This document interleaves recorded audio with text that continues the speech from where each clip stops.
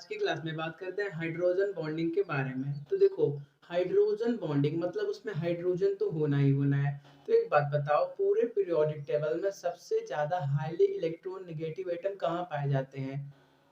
Right hand side में। कहाँ पे? पी ब्लॉक के अंदर। जो भी आपके फ्लोरीन, ऑक्सीजन और नाइट्रोजन होते हैं, ये तीनों सबसे हाईली इलेक्ट्रोनेगेटिव एटम कहे जाते हैं। मतलब इनका दूसरे से इलेक्ट्रॉन लेने का टेंडेंसी बहुत ज्यादा होता है। ठीक है, तो देखो, जब भी हाइड्रोजन आपका अगर फ्लोरीन हो या ऑक्सीजन हो या नाइट्रोजन इनके सराउंडिंग में आता है तब क्या होता है? ठीक है, सपोज कर लो हम एचएफ को लेके चलते हैं। ठीक है, तो देखो, हाइड्रोजन है, हाइड्रोजन का ये एक सेकेंड, ये हाइड्रोजन का न्यूक्लियस और ये उसके अंदर एक इलेक्ट्रॉन। ठीक है, और फ्लोरीन का एटॉमिक नंबर कितना? 9। तो उसके अंदर क्या होगा? दो शेल होंगे, अंदर वाले में दो इलेक्ट्रॉन, बाहर वाले में 7 इलेक्ट्रॉन।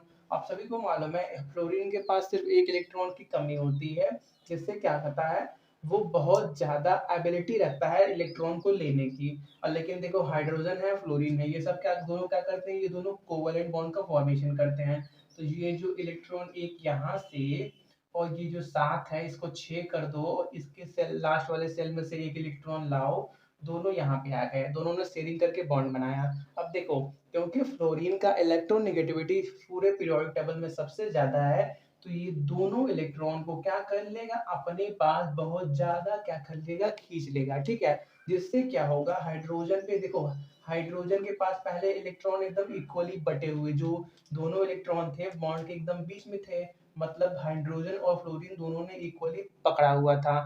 लेकिन अब क्या हुआ? दोनों इलेक्ट्रॉन फ्लोरीन के ज्यादा पास आ गए, मतलब हाइड्रोजन को क्या लगेगा कि उसके पास से इलेक्ट्रॉन चला गया है, ऐसा लगेगा। और जो इलेक्ट्रॉन दे देता है उसके ऊपर क्या आता है? पॉजिटिव चार्ज आता है। लेकिन हाइड्रोजन इलेक्ट्रॉन दिया नहीं है, सिर्फ हल्का सा शिफ्ट हुआ है फ्लोरीन की तरफ, जिससे क्या होगा? हाइड्रोजन पे पार्शियल पॉजिटिव चार्ज आएगा। इस पे पार्शियल पॉजिटिव आएगा तो उसका अपोजिट पार्शियल नेगेटिव फ्लोरीन पे आएगा। क्योंकि इस पे पॉजिटिव क्यों आया? क्योंकि इसने इलेक्ट्रॉन को अपने पास से दूर जाने दिया। ठीक है, आपको मालूम है इलेक्ट्रॉन क्या होता है? इलेक्ट्रॉन में चार्ज निगेटिव होता है, तो ऐसे समझो, निगेटिव मतलब बुरी बात। जो इलेक्ट्रॉन को छोड़ देता है, अपने से दूर जाने देता है, वो कैसा हो जाता है?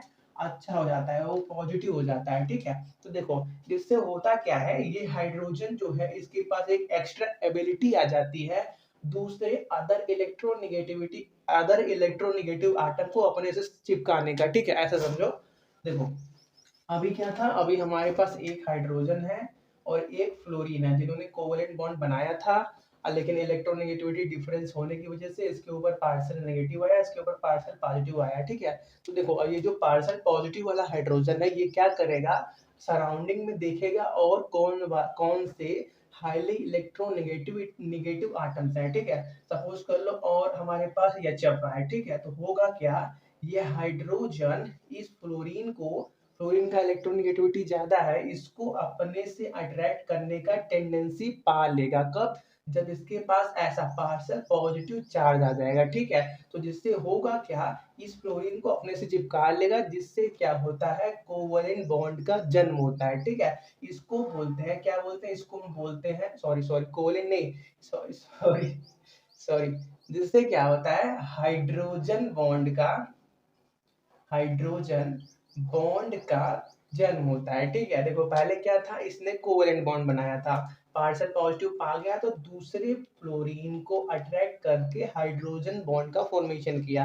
जो आपका हाइड्रोजन बॉन्ड होता है उसको ऐसे डैशेस से रिप्रेजेंट किया जाता है। ठीक है, और जो कोवेलेंट बॉन्ड होता है उसको ऐसे स्ट्रेट लाइन से रिप्रेजेंट किया होता जाता है। ठीक है, देखो, जो आपका हाइड्रोजन बॉन्ड होता है वो बहुत ही वीक बॉन्ड होता है। ठीक है, क्या? बहुत ही वीक बॉन्ड होता है। अगर हम बात करें इसके बॉन्ड डिसोसिएशन एनर्जी की, बॉन्ड डिसोसिएशन एनर्जी का मतलब किसी कोई भी एक मोल ऑफ सब्सटेंस को तोड़ने में जितना एनर्जी रिक्वायर्ड होता है उसको हम क्या बोलते हैं? Bond dissociation energy. ठीक है, तो हाइड्रोजन बॉन्ड, अगर कोई किसी कंपाउंड के अंदर हाइड्रोजन बॉन्ड है, उसको तोड़ने के लिए आपको सिर्फ 2 से 10 किलो कैलोरी पर मोल का एनर्जी देना होगा।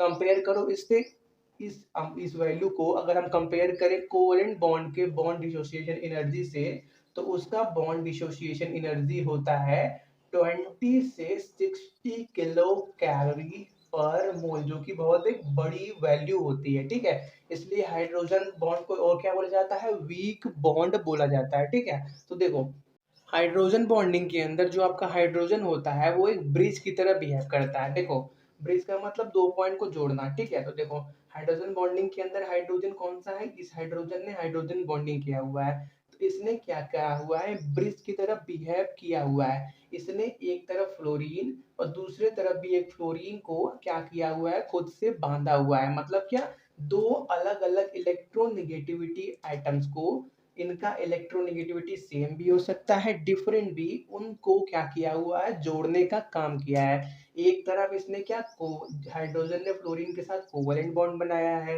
एक तरफ हाइड्रोजन ने फ्लोरीन के साथ इलेक्ट्रोस्टैटिक मतलब हल्का सा आयनिक बॉन्ड बनाया है। देखो इसके ऊपर हल्का सा पॉजिटिव है, तो जिसकी वजह से इस पे क्या आ जाएगा, इस पे हल्का सा निगेटिव आ जाएगा, जिससे क्या हो जाएगा, ये हल्का सा कौन सा बॉन्ड, इलेक्ट्रोस्टैटिक बॉन्ड की तरह बिहेव करेगा, ठीक है। तो ये बात हो गई कि हाइड्रोजन क्यों दो अलग अलग या सेम इलेक्ट्रोनेगेटिव एटम के बीच ब्रिज का काम करता है।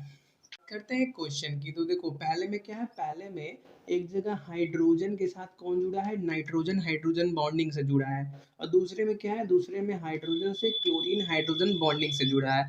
आप इतना बताओ कि कौन सा हाइड्रोजन बॉन्डिंग ज़्यादा इफेक्टिव होगा, मतलब ज़्यादा स्ट्रॉन्ग होगा। तो देखो हमने क्या देखा कि हाइड्रोजन बॉन्डिंग किस पे डिपेंड करता है, इलेक्ट्रोनेगेटिविटी डिफरेंस पे। जितना ज़्यादा इलेक्ट्रोनेगेटिविटी होगा उतना ज्यादा क्या होगा, जैसे सपोज कर लो हाइड्रोजन है और फ्लोरीन है, इनके बीच इलेक्ट्रोनेगेटिविटी का डिफरेंस ज्यादा है, तो क्या होगा, वो ज्यादा इलेक्ट्रॉन फ्लोरीन की तरफ शिफ्ट होगा, जिससे क्या होगा, इस पे जितना ज्यादा उतना ज्यादा पॉजिटिव चार्ज आएगा, इस पे इतना ज्यादा नेगेटिव चार्ज आएगा, इसके पास एबिलिटी आ जाएगी दूसरे के साथ हाइड्रोजन बॉन्ड बनाने की। लेकिन अगर इलेक्ट्रोनेगेटिविटी वैल्यू को बात करें, तो नाइट्रोजन का पॉलिंग स्केल की बात चल रही है, नाइट्रोजन का भी 3.0 होता है और क्लोरीन का भी 3.0 होता है। तो देखो इलेक्ट्रोनेगेटिविटी से यहाँ पे आप क्या कर सकते हो, हाइड्रोजन बॉन्डिंग नहीं बता सकते कि कौन सा ज्यादा इफेक्टिव होगा। देखो जो आपका ये ऊपर वाला होता है वो ज्यादा इफेक्टिव हाइड्रोजन बॉन्डिंग होता है एज कम्पेयर टू HCl, ठीक है। ऐसा क्यों होता है, साइज की वजह से। इलेक्ट्रोनेगेटिविटी से क्या हुआ, ये पता चला कि दोनों का इलेक्ट्रोनेगेटिविटी सेम है। लेकिन देखो जो आपका नाइट्रोजन और क्लोरीन की साइज की बात करें, तो जो आपका नाइट्रोजन का साइज होता है वो क्लोरीन से क्या होता है, छोटा होता है। जिसका साइज छोटा होगा वो क्या करेगा, दूसरे कौन से, हाइड्रोजन के इलेक्ट्रॉन को ज्यादा अपनी तरफ खींचेगा। यही रीजन है जिसकी वजह से अगर NH है तो उनके अंदर जो हाइड्रोजन बॉन्डिंग है वो स्ट्रांग होता है एज कंपेयर टू ClH वाले हाइड्रोजन बॉन्डिंग, ठीक है।